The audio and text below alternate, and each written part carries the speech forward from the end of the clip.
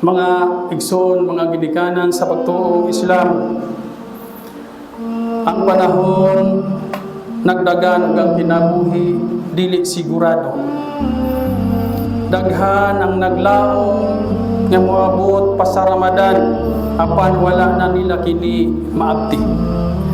Busa dako kaayong grasya nga kita karon buhi.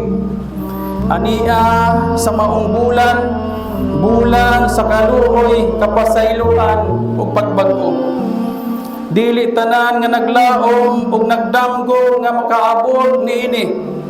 Adunay mga tawo nga kuyog nato sa miaging tuig, apan karon ana na sila sa ilawom sayuta. Apan kita pinaagi sa rahma kaluoy ni Allah subhanahu wa ta'ala. Aniad kita karon nagapuasa, nagampo, nagsala ug naglaom sa iyang kapasayloan. Ang Ramadan dili lamang bulan sa kagutom o kauhaw. Kini ang bulan sa paghinlo, sa kasing-kasing pagbalik sa Quran o pagpalig-on sa atong relasyon kang Allah subhanahu wa ta'ala. Kung adunay panahon nga ang usa ka makasasala, mahimong matarong, kini na mao ang bulan. Mga igsoon, 5 na lamang kaadlaw ug musulod na kita sa pinakadakong bahin nining Ramadan. Ang katapusang napulot kagabi, napulot kaadlaw. Kini nga mga gabi dili sama sa ubang gabi sa tuig. Kini nga mga gabi malinaw apan dako ang ganti. Mga gabi nga ang usa ka luha sa paghinusol mas bililhon pa kay sa tanang bahandi niining kalibutan. Sa pagsugod sa katapusang napulot kaadlaw, the last 10 days, magsugod na usab ang mas law nga pagpaningkamot, mas dugay nga pagbarok sa tahajjud, mas dugang nga pagsala, mas daghang pagbasa sa Quran, mas hilom apan mas sinsiro nga paghinulsol. Kini ang panahon nga ang usa ka ulipon moduol pag-ayo kang Allah subhanahu wa ta'ala nga daw walang nailaing handumon gawas nga mapasaylo, madawat ug maluwas. Si bisan kinsa nga nagkugi sa unang mga adlaw sa Ramadan, panig-unon pa niyang iyang kusog sa katapusan niini, the last 10 days. Ug si bisan kinsa nga mibati nga adunay kakulangon, ayaw kawala sa paglaom kay ania pa ang pinakadakong oportunidad sa pagkatinuod si Allah nagtan-aw sa katapusan sa mga buhay. Daghang tawo nga nagsugod nga hinay apan mitapos nga kusgan sa pagtuo. Ug daghan usab nga nagsugod nga kusgan apan huyang sa katapusan. Busa paningkamutan nato sa katapusan mao'y labing mahinungdanon. Mga igsoon, si Propeta Muhammad sallallahu alaihi wasallam labaw pangakugihan sa pagsimba sa katapusan sa napulot kaadlaw kaysa ubang mga adlaw sa tuig. Sumala ni Isa radhiyallahu anha sa dihang mosulod ang katapusang napulot kaadlaw, ginahugta niya sallallahu alaihi wasallam ang iyang hawak, nagpasabot nga mas seryoso ug mas law nga pagpaningkamot. Ginapukaw niya ang iyang mga pamilya ug ginabuhi niya ang mga gabi pinaagi sa mga pagsada. Ang ubang mga maalamon nag-ingon nga halos tibuok gabi nga iyang gigahin sa pagsimba. Ug ang uban usab nag-ingon nga mopahulay siya og gamay aron pagpalig-on sa lawas, unya ubalik sa pagpabarog sa ulahing bahin sa kagabihon. Apan usa ka butang ang mas klaro ang iyang kasing-kasing anaa sa pagsimba. Ug ang iyang pagpaningkamot bisaka gyud sa katapusang mga gabi ini.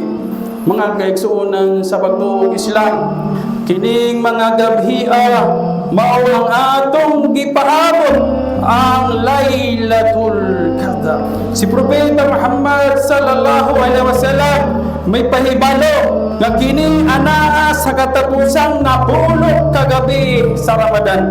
Mao nga siya ug ang iyang mga sahaba mas kugihan sa pagsala, naghilak ug naglaom nga ang ilang maabtan kining gabhiuna nga puno sa panalangin. Si Allah subhanahu wa ta'ala nag-ingon diha sa langdong Quran, Lailatul Qadri khairum min alfi shahr.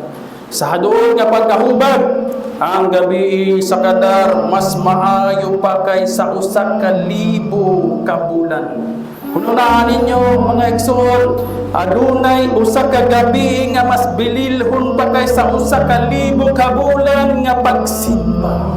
Kung maangko nimo kini nga gabi, mahimo kining hinungdan sa kapasayloan, kalinaw ug bag-ong paglaom sa imong kinabuhi. Usa ka gabi nga ang imong mga sala mapapas, ang imong mga pag-ampok tubagon, ug ang imong kapalaran mausab. Unsa ka dakong grasya kini, unsa ka dakong kaluoy sa ummah ni Propeta Muhammad sallallahu alaihi wasallam. Ang atong kinabuhi muburat, apan ang ganti nga gitanyag ni Allah subhanahu wa ta'ala walay sukod. Busa dili nato ni palampason. Basin kini na ang atong katapusang Ramadan. Basin kini na ang katapusang higayon nga makabalo kita sa Lailatul Qadar. Basin sa sunod duig ang uban kanato wala na dinhi. Busa karon pa lamang panikamutan na nato pangayoon nato ang Allah subhanahu wa ta'ala samtang buhi pa kita. Pag-ampo nga adunay paglaom ug hadlok, pagbarog sa gagabhiyo bisan pipila ka mga raka, basta sincero o kinasing-kasing, paghilak na walay makakita kasi Allah ang makakita kanimo. Hinaot nga pilon kita ni Allah subhanahu wa ta'ala sa nga makadangat dining Lailatul Qadar, sa mga mapasaylo ang ilang mga sala o mga mapabag-o ang ilang kapalaran ngadto sa kaayuhan. Hinaot pa unta mga igsoon, mga ginikanan sa pagtuong Islam, sa katapusang mga adlaw sa Ramadan, dako ang atong paglaom nga dawato ni Allah subhanahu wa ta'ala ang atong sala, pagpuasa ug ang tanang mga maayong buhat. Apan samtang nagtigom kita og hasanat, kinahanglan natong bantayan nga dili kini mawala o mukunhod tungod sa atong sala ug kalapasan. Busa bisan kinsa nga giuyunan ni Allah subhanahu wa ta'ala sa pagbuhat ug daghang maayong buhat niining katapusang napulo ka gabi, napulo ka adlaw sa Ramadan ug bisan sa ubang mga bulan. Angay nga ampingan ug bantayan ang iyang mga buhat gikan sa bisan unsang butang nga makapawala o makapakunhod sa iyang ganti. Kay unsaon man nato ang pagpaningkamot sa kagabhion, unya sa adlawan atong maguba ang atong naipon nga mga hasanat. Unsa ipulos sa paghilak sa tahajud kung sa buntag makapasakit kita sa atong isig katawo. Si Propeta Muhammad sallallahu alaihi wasallam ingon, "Atadruna minal muflis." Nasayran ba ninyo kinsa ang taong naalkansi? Mitubag ang mga sahaba, "O sugo ni Allah, ang naalkansi kanamo mao katong walay kwarta o walay bahandit." Apan siya mitubag sallallahu alaihi wasallam, "Sa pagkatinuod ang naalkansi sa akong umma mao katong moabot sa adlaw sa paghukom nga dala ang iyang mga pag-ampo, pagpuasa, sadaka sama sa kadak-ong sa bukid." Apan siya nakapasakit sa tao, nakapanaway, nakapanglibak, nakapangdaw-daw ug nakadaot sa ubang dungog. Busa kuhaon ang iyang mga maayong buhat ug ihatag ngadto sa iyang gipasakitan. Ug kung mahurot na ang iyang mga maayong buhat, ang mga sala sa iyang ipangdaog-daog ibalhin ngadto kaniya ug hangtod nga siya ilabay ngadto sa kalayo sa impyerno. Mga igsoon, hunaw-hunaan ninyo unsa kakuyaw kining kahimtang. Nagampo ka, nagpuasa ka, naghatag ka og sadaka apan sa katapusan walay nahabilin nga maayo kanimo. Wala kay nadala gawas sa mga sala nga dili imuha. Mao ka na ang tinuod nga kapildihan, mao ka na ang tinuod nga naalkansi. Busa kinahanglan nga ang usa ka Muslim kung maghimo og maayong buhat, iyang ampingan kini sa husto nga pag-atiman nga dili niya gubon pinaagi sa pagpasakit sa uban. Ug labaw sa tanan, ang pinakadako nga butang nga makapapas sa tanang maayong buhat mao ang shirk, ang pagsimba o pag-ila sa mga Diyos-Diyusan gawas pa kang Allah, ang pagpangayo o tabang sa mga patay diha sa lubnganan, pagsalig sa mga engkanto, manambalay nga mananagna ug bisan kinsa gawas pa kang Allah. Kining tanan purma sa shirk, pagsimba og laing Dios gawas pa kang Allah subhanahu wa ta'ala. Daghan ang nag-angkon nga sila Muslim, nagsala, nagpuasa, nagbuhat o daghang maayong buhat, apat ilang gisagulan ang ilang pagsimba o shirk nga mao ang pinakadakong sala batok kang Allah subhanahu wa ta'ala nga makapawagtan sa kahulugan sa tauhid.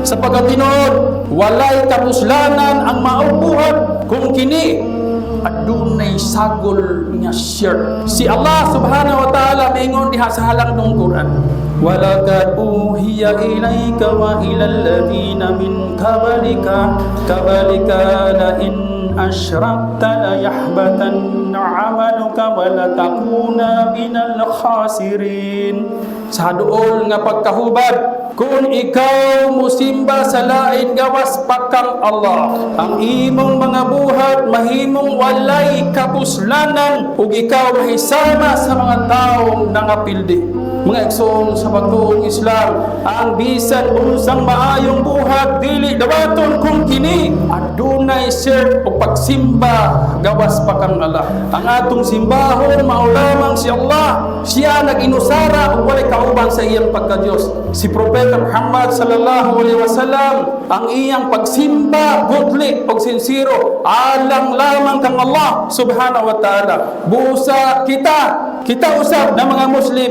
kinahanglang bantayan ang atong tauhid nga kini magpabiling limpyo, walay sagol nga laing tuyo ug walay pagduha-duha sa atong pagtuo. Apan nga igsoon, dili lamang kana ang hayag nga shirk ang atong bantayan ug kahadlukan. Adunay tinago nga mga buhat sama sa riya, ang pagpakarong ingnon, pagpanglibak, pagpangdaot sa dungog ug pagpanghilabot sa pribado kinabuhi sa uban. Pila na kagagabi nga nagampo kita, unya pila usab kahigayon nga nakapanglibak kita. Pila na kahasanat ang nawala tungod lamang sa usa ka istorya nga walay kapuslanan. Sa pagkatinuod ang uban moabot sa pikas kinabuhi nga nagdahom sila nga dato sa maayong buhat apan kalit silang may sama sa mga nangaalkansi. Hinaot nga ipalayo kita ni Allah subhanahu wa ta'ala gikan niining kahimtanga. Busa ampingan nato ang atong mga buhat labaw pa sa atong pag-amping sa atong kwarta, kabdangan ug bisan sa atong lawas. Kay ang bahandi mahurot, ang lawas maluya, apan ang maayong buhat maura ang atong madala diha sa lubnganan. Ug karon nga nagkaduol na kita sa katapusang nabulog kaadlaw sa Ramadan, paningkamutan nato nga limpyo ang atong mga kasing-kasing